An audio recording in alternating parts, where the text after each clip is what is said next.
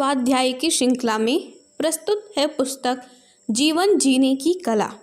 पिछले ऑडियो से हमने सीखा था दया एवं अनासक्ति, क्षमा एवं धैर्य, पवित्रता एवं निर्वैर। ये गीता में वर्णित दैवी संपदाएं हैं। इनका समावेश करने से मनुष्य की जीवन शैली में बहुत बदलाव आता है, जिससे मनुष्य देवता बन जाता है। आइए यूनिट 5 का स्वाध्याय करते हैं, जिसका शीर्षक है पशुओं जैसा जीवन त्यागिए। मानव और पशु में अंतर। मानवीय मूल्यों को संबंध में पढ़ा था, जिन्हें गीताकार ने दैवी संपदाएं कहा है, और यदि उनमें से कुछ का भी जीवन व्यवहार में समावेश कर लिया जाए तो हम श्रेष्ठ मानव कहलाने के अधिकारी हो सकते हैं। पर आवश्यकता इस बात की है कि पहले हम पशुवत जीवन त्यागने को सहमत हों। मनुष्य और पशुओं में यह अंतर है कि मनुष्य अपनी इच्छाओं और आकांक्षाओं को उठता उमगता अनुभव करता है, लेकिन पशु नहीं। यूँ मनुष्य और पशु में बुद्धि का अंतर भी है, पर वह गौण है। कई प्राणी मनुष्य में भी अधिक बुद्धिमान होते हैं। बस मनुष्य के अंदर और अपना हित और अंतस में इच्छा आकांक्षाओं के ज्वार निरंतर उठते हैं, और उनकी प्रेरणाओं से ही वह नई उपलब्धियां प्राप्त करता है, नई शोधें करता है। जबकि पशुओं में सीमित इच्छाएं होती हैं, या फिर वे अपनी नैसर्गिक आवश्यकताओं की पूर्ति के लिए ही बुद्धि का प्रयोग करते हैं। मानवीय आकांक्षाएं प्रगति का मूल कारण। कहने का आशय यह है कि आकांक्षाएं ही मनुष्य की बौद्धिक क्षमता को गति देती हैं, उन्हें सक्रिय करती हैं। मनुष्य अपने आसपास कुछ ऐसी स्थितियां, ऐसी क्षमताएं और ऐसे साधन देखता है जो उसके पास नहीं हैं। बुद्धि उन्हें पास कर देती है, और उसी का सूक्ष्म रूप अंतःकरण उन्हें पाने के लिए मचल उठता है, तथा जिसे बुद्धि के नाम से जानते हैं वह चेतना उसे प्राप्त करने के उपाय सोचती है। अन्य प्राणी न स्वास्थ्य की कामना करते हैं, न धन चाहते हैं, न ही उन्हें इस बात की चिंता है कि उनका प्रभाव क्षेत्र कितना व्यापक है, न ही वे यश की कामना करते हैं। यह मनुष्य ही है जिसके मन में कामना आकांक्षाएं उठा करती हैं, और वह उन आकांक्षाओं की पूर्ति में व्यस्त हो जाता है। सामान्य मनुष्य स्वास्थ्य, धन, यश और प्रभाव की कामना करता है। उसके मन में इन्हीं के कल्पना चित्र स्थिर हुए नहीं कि वह इनकी पूर्ति में लग जाता है। उसकी मानसिक शक्तियाँ उस चित्र को साकार करने में जुट जाती हैं। उसके शारीरिक क्रियाकलाप अपनी आकांक्षाओं को पूरा करने के लिए सक्रिय होने लगते हैं। इच्छाओं और आकांक्षाओं को इसी कारण मनुष्य की प्रगति का मूल कहा गया है, क्योंकि दिखाई देने वाली प्रवृत्तियाँ तो बाद में उभरती हैं। वे प्रवृत्तियों आकांक्षाओं के रूप में ही जन्म लेती हैं। हमारे मन में कितनी इच्छाएं उठती रहती हैं, पर पूरी शायद उनकी 1% भी नहीं हो पाती। बाजार जा रहे हैं और दुकानों का कई सुंदर सुंदर चीज़ें दिखाई देती हैं। मन चुपचाप उन पर अपनी प्रतिक्रिया व्यक्त करता चलता है, उन्हें अच्छा या बुरा बताता जाता है। इसका अर्थ यही है कि मन उन्हें प्राप्त करने अथवा छोड़ देने के निर्णय करता जा रहा है। ये प्रतिक्रियाएं इस बात का संकेत हैं कि मन उन चीज़ों की प्राप्ति की कल्पना करता चल रहा है, और उस कल्पना से आनंदित होता जा रहा है, क्योंकि मन का स्वभाव है कि जिस चीज़ को वह पसंद करता है उसे वह प्राप्त करना भी चाहे। मनुष्य इच्छाओं का पुतला है, और उसकी इच्छाएं किस स्तर की हैं यह उसकी कार्य पद्धति, विचारों और क्रियाकलापों से पता चल जाता है। यह बात कई लोग कहते हैं कि मनुष्य कैसा है, यह उसके चेहरे पर लिखा होता है, और उसके चेहरे को देखकर पता लगाया जा सकता है कि वह क्या चाहता है। यह ठीक भी हो सकता है। शांत झील में जिस प्रकार एक पत्थर फेंकने से लहरें उठती हैं और किनारे पर आकर ही दम लेती हैं, ठीक इसी प्रकार हमारी इच्छाएं क्या हो सकती हैं, यह चेहरे पर आने वाले हाव से मालूम पड़ता है। इच्छाओं का पुतला मनुष्य। इन सब बातों से यह सिद्ध होता है कि मनुष्य इच्छाओं का पुतला है, और आकांक्षाएं उसका जीवन। इच्छाओं और आकांक्षाओं के चक्कों पर ही मनुष्य के जीवन की गाड़ी दौड़ती है, अन्यथा उसकी सामान्य आधारभूत आवश्यकताएं तो इतनी थोड़ी सी हैं कि वे थोड़े से समय और थोड़े से श्रम द्वारा ही पूरी हो सकती हैं। आवश्यकताओं के आधार पर ही यदि मनुष्य का मूल्यांकन और महत्व विश्लेषित किया जाए तो लगेगा कि पेट भर खाना मिल जाए, तन ढकने को कपड़ा मिल जाए और हवादार आरामदेह मकान हो तो इसके बाद उसकी कोई आवश्यकता नहीं है। उससे आगे शिक्षा और मनोरंजन भी जोड़े जा सकते हैं, पर वे भी बौद्धिक विकास के आधार पर है। बौद्धिक आवश्यकता ना हो तो इसकी कोई ज़रूरत नहीं है। शिक्षा जहाँ मनुष्य के बौद्धिक विकास और मानसिक शिक्षण से संबंध रखती है, वही मनोरंजन इस विशिष्ट चेतनाओं को विश्राम देने तथा सुख प्राप्ति करने के लिए होती है। पशु भी अपने बच्चों के लिए 7-8 खेलियाँ करता है और किलकारियाँ भरते हैं। क्रियाओं को मनोरंजन नहीं कहा जा सकता, क्योंकि पशुओं में वृद्धि और स्फुरणा अथवा इच्छा जैसी कोई हलचल नहीं दिखाई देती। अगर कुछ होती भी है तो नहीं के बराबर। विचार शक्ति मनुष्य को प्राप्त अमूल्य व्यवहार उपहार।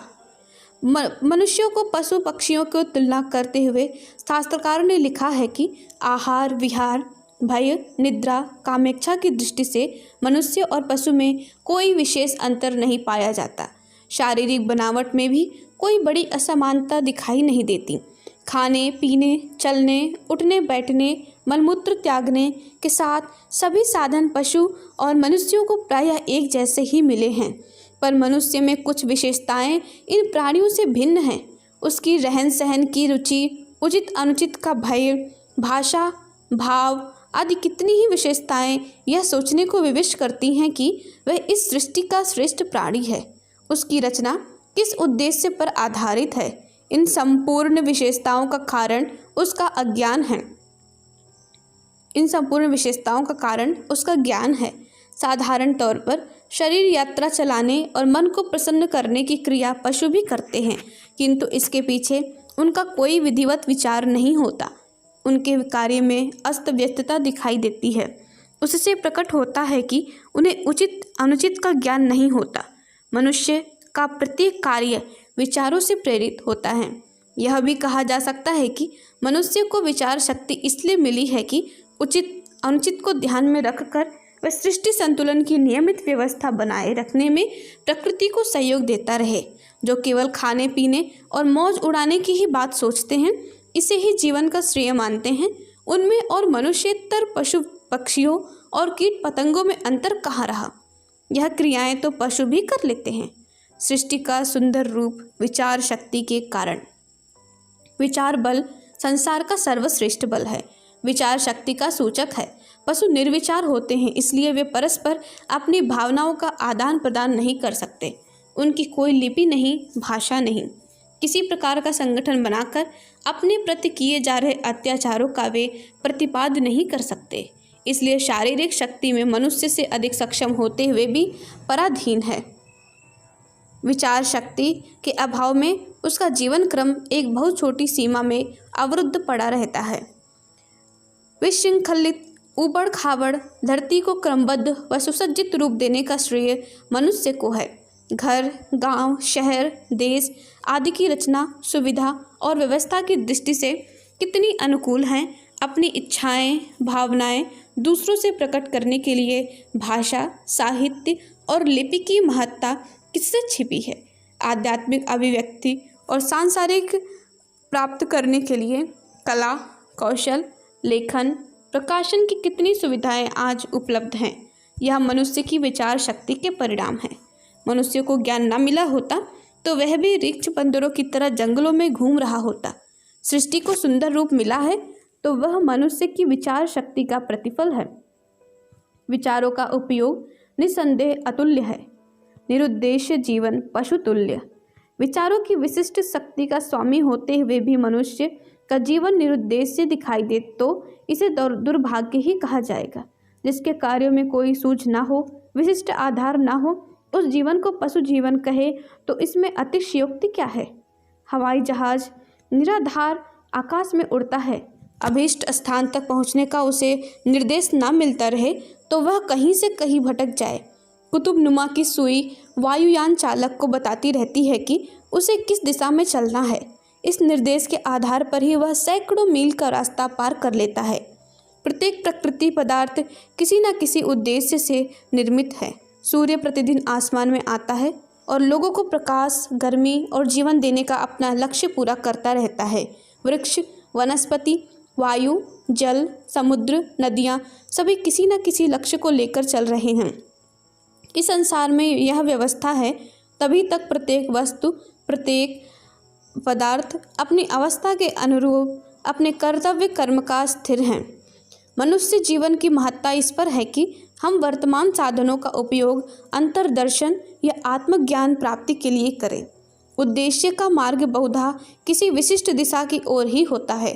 प्रकृति जिस ओर ले जाना चाहे उधर ही चलते रहें तो इन प्राप्त शक्तियों की सार्थकता कहाँ रही। जैसा जीवन दूसरे प्राणी जीते हैं वैसा ही हम भी जिए तो विचारशीलता का महत्व क्या रहा। बुद्धि की सूक्ष्मता, आध्यात्मिक अनुभूतियाँ, विराट की कल्पना आदि ठीक वायुयान का मार्गदर्शन करने वाली कुतुबनुमा की सुई के समान है, जिससे मनुष्य चाहे तो अपना उद्देश्य पूरा करने का निर्देश प्राप्त कर सकता है। उद्देश्य कभी श्रमहीन और मात्र सांसारिक नहीं हो सकते। जिन साधनों के अलौकिक रसानुभूति मिलती हैं वे केवल मानव जीवन की सरसता और श्रेष्ठता को कायम रखने के लिए अतिरिक्त और कुछ नहीं होती। इन्हीं के पीछे पड़े रहें तो अपना वास्तविक जीवन लक्ष्य पूरा ना हो सकेगा। लक्ष्य की उत्कृष्टता, मानव की विशेषता। यदि यह विचार बना लिया कि हमारा उद्देश्य जीवन मुक्ति है तो अभी से उसकी पूर्ति में लग जाइए। एक बार लक्ष्य निर्धारित कर लेने के बाद अपनी संपूर्ण चेष्टाओं को उसमें जुटा दीजिए। अपने धैर्य से विचलित ना हो, जो राह पकड़ी है उस पर दृढ़तापूर्वक चलते रहें। तब देखेंगे कि आप कितनी शीघ्रता से अपने जीवन लक्ष्य प्राप्त कर सकते हैं। महापुरुषों का यह प्रधान सद्गुण है कि वे अपने जीवन उद्देश्य से कभी डिगते नहीं। महापुरुषों के जीवन में उद्देश्य की एकता और तल्लीनता, लगन और तत्परता इस ऊंचे दर्जे तक पाई जाती है कि वह पाठक के अंतःस्थल को झकझोर बिना मानती नहीं। अपनी महानता की कसौटी भी इसमें है कि आप अपने लक्ष्य की प्राप्ति कितने आस्थावान हैं। उसकी पूर्ति के लिए आप कितना त्याग और बलिदान करते हैं। उद्देश्य बिना लेना ही पर्याप्त नहीं होता, यह भी परखना पड़ेगा कि आपका ध्येय कितना मूल्यवान है। उद्देश्य उच्च ना हो तो परिस्थिति बदलते ही उस विचारणा का बदल जाना भी संभव है। असाधारण लक्ष्यों में ही वह शक्ति होती है जो मनुष्य को नियमित प्रेरणा देती है और उसे उत्साह से ओतप्रोत रखती है। मंजिल तक पहुंचने में जो बाधाएं आती हैं उनसे संघर्ष करने और धैर्यपूर्वक अंत तक डटे रहने की क्षमता लक्ष्य की उत्कृष्टता से ही संभव होती है। इसमें संदेह नहीं है कि जीवन लक्ष्य प्राप्ति कठिन प्रक्रिया है, किंतु इस प्रकार उद्देश्य संरक्षण से ही मनुष्य का नैतिक विकास होता है। जो अपने शरीर और मन को कष्टपूर्वक कसौटी में भली भांति कस लेते हैं उन्हीं का चरित्र उज्जवल बनता है। नैतिक विकास और चारित्रिक संगठन ही आध्यात्मिकता का विशुद्ध उद्देश्य है। विकारों का दूर करना और सद्गुणों का अभिवर्धन भी धर्म है। इसलिए आध्यात्मिक, धार्मिक एवं नैतिक विकास के साधकों को सर्वप्रथम अपना जीवन लक्ष्य निर्धारित करना चाहिए। उद्देश्य की आंच पर तपाई हुई आत्माएं ही संसार का कुछ कल्याण कर सकती हैं। जिनके जीवन का कोई उद्देश्य नहीं, उनमें और पशुओं में कोई अंतर नहीं होता। क्या किया जाए? यह आवश्यक है कि हम स्वमूल्यांकन करें कि हमारे जीवन का लक्ष्य क्या है। कहीं यह पशु की भांति पेट प्रजनन तक तो सीमित नहीं है। लक्ष्य की श्रेष्ठता ही हमें मानव से महामानव और देव मानव बना सकेगी। याद रखें, उत्कृष्ट लक्ष्य ही जीवन को उत्कृष्ट बनाता है। मनुष्य का पूर्णतम विकास उसके जीवन लक्ष्य के निर्धारण पर निर्भर करता है। सामान्य इच्छाओं, आकांक्षाओं से ऊंचा उठकर जो व्यक्ति समाज की आवश्यकताओं को दृष्टिगत रखकर अपना लक्ष्य निर्धारित एवं क्रियाएं नियोजित करते हैं, वही मानव समाज के विकास में योगदान देने के श्रेय के अधिकारी होते हैं। इस पाठ से सीख, जिसमें साहस नहीं वह देखने में भले ही जीवित हो, वस्तुतः मृतक है। डरपोक और कायर व्यक्ति पूजा पाठ की कितनी ही विडंबनाएं करता रहे, वस्तुतः उसे नास्तिक ही कहा जाएगा।